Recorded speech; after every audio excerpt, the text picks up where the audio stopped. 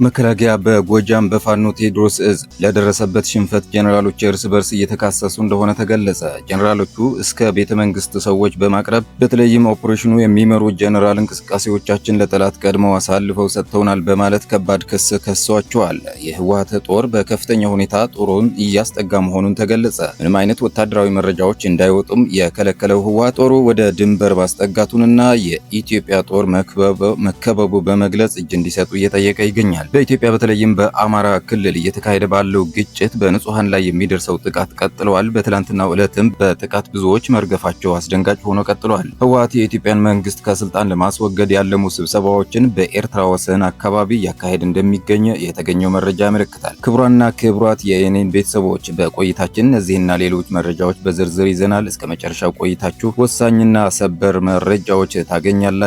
ለቤቱ አዲስ የሆናችሁ ቻናላችንን ላይክ፣ ሼር እና ሰብስክራይብ በማድረግ የደወል ምልክቷን በማብራት የቤቱ አባል ትሆን ዘንድ እንጠይቃለን። አሁን ወደ ዝርዝር ዘገባዎች እናልፋለን። አብራችሁን ቆዩ።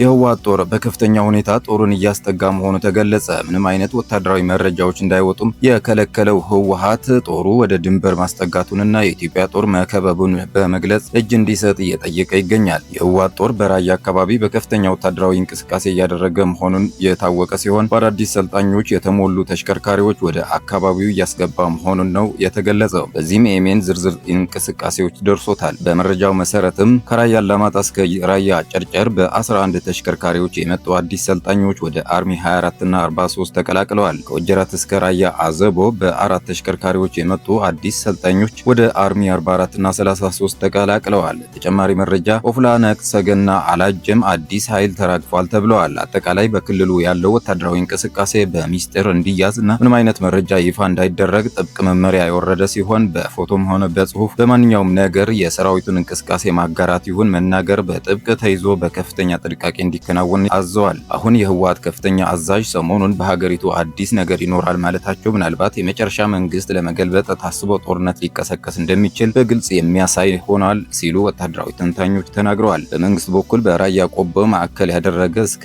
አገው አበርገለ፣ በምስራቅ በኩል ደግሞ እስከ አፋር አብዓላ የተዘረጋ ከፍተኛ ኃይል ማራገፍና ጦሩን ማስጠጋት ከጀመረ ሳምንታት ያለፉ ሲሆን የህወሓትን እንቅስቃሴ ተከትሎ ደግሞ የጦር ኃይል ከፍተኛ እንቅስቃሴ ጀምሯል። በዚህ መሰረት በሰሜን ወሎና በአፋር ግንባር በኩል ሰሜን ምስራቅ እዝ በአፋር በኩል 11ኛ እዝ በራያና በሰቆጣ በኩል 12ኛ እዝ በተደራቢነት ማዕከላዊ ወሎ እንዲሁም በድጋፍ ሰጭነት ምስራቅ እዝ ጨምሮ በሰሜን ምዕራብ ግንባር ደግሞ ሰሜን ምዕራብ እዝና ከፊል ምዕራብ እዝ ኮሮች በወልቃይት 10ኛ እዝ በደባርቅ አዳርቃይ ማይጸብር በኩል በምዕራብ ግንባር ደግሞ 13ኛ እዝ ከመተማ ጀምሮ እስከ ቋራ ምዕራብ እዝ በመከተልና በአሶሳ በድጋፍ ሰጭነት የማዕከላዊ እዝ ጨምሮ ሁኔታ ለውጥ ዝግጅት አቋም ላይ እንዲሆኑ አቅጣጫ ወርዶላቸዋል። በግምገማው መሰረት በማንኛው ሰዓት በአራት ግንባር ማጥቃትና ጸረ ማጥቃት ትንኮሳዎች ሊኖሩ እንደሚችሉም ተጠቁመዋል። የአማራ ክልል ሚኒሻና አድማ ብተና ወደ 3 ግንባር ስምሪት ወስዶ ምደባ እንዲያደርግ አቅጣጫ ከተሰጠ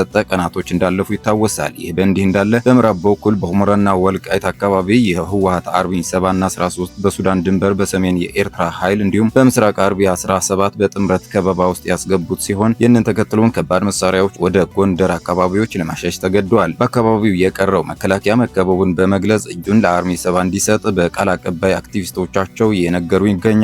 በሱዳን ኩምሩክ በኩል የሱዳን ጦርና የህወሓት ኃይሎች ጥምረት የአርኤስኤፍ ጠንካራ ይዞታና ስትራቴጂካዊ ከተማ የሆነችው ኩምሩክ ከተማን በማስለቀቅ እስከ አሶሳ ከተማ ዙሪያ የኢትዮጵያን ድንበር ተሻግረው መግባታቸው መንግስት ወደ ሰሜን ያስጠጋውን ጦሩን ወደዚህ አቅጣጫ በማዞር ሰራዊቱ ለመበተንና አስጨንቆ ለማዛባት የተደረገ ወታደራዊ ታክቲክ መሆኑ በተንታኞች ሲገለጽ ቆይተዋል።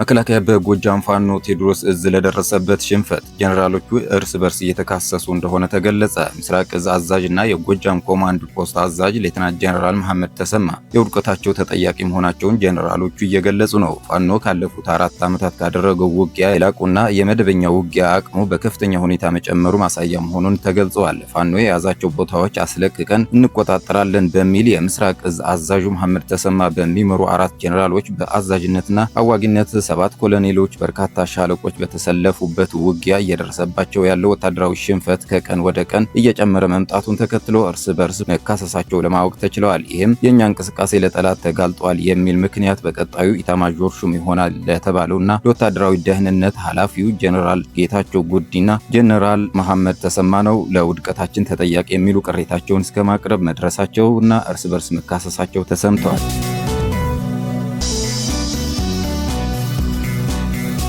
የኢትዮጵያን መንግስት ከስልጣን ለማስወገድ ያለሙ ስብሰባዎችን በኤርትራ ወሰን አካባቢ እያካሄደ እንደሚገኝ የተገኘው መረጃ ያመለክታል። በአቶ አማኑኤል አሰፋ መሪነት ከባለፈው እሁድ ጀምሮ ህልውናችን የሚረጋገጠው በብልጽግና መቃብር ላይ ነው በሚል መሪ ቃል በተዘጋጁት በእነዚህ ስብሰባዎች ላይ የድርጅቱ አመራሮች የብልጽግና መንግስት ማስወገድ እንደሚገባ በግልጽ መናገር ላይ ናቸው። በተጨማሪም ቡድኑ ሚዲያዎቹን በመጠቀም በፌዴራል መንግስቱ ላይ የቃላት ዘመቻ የከፈተ ሲሆን በትግራይ ቴሌቪዥንም ጭምር የፌዴራል መንግስቱን ጄኖሳይዳዊ አገዛዝ ሲሉ በመፈረጅ ዘገባዎች ማሰራጨት ጀምረዋል። ህወሓት ይህንን መሰል የጦርነት ቅስቀሳና ጥሪ ያደረገ ቢሆንም የፌዴራል መንግስት እስካሁን በይፋ የሰጠው አጽፋዊ ምላሽ የለም።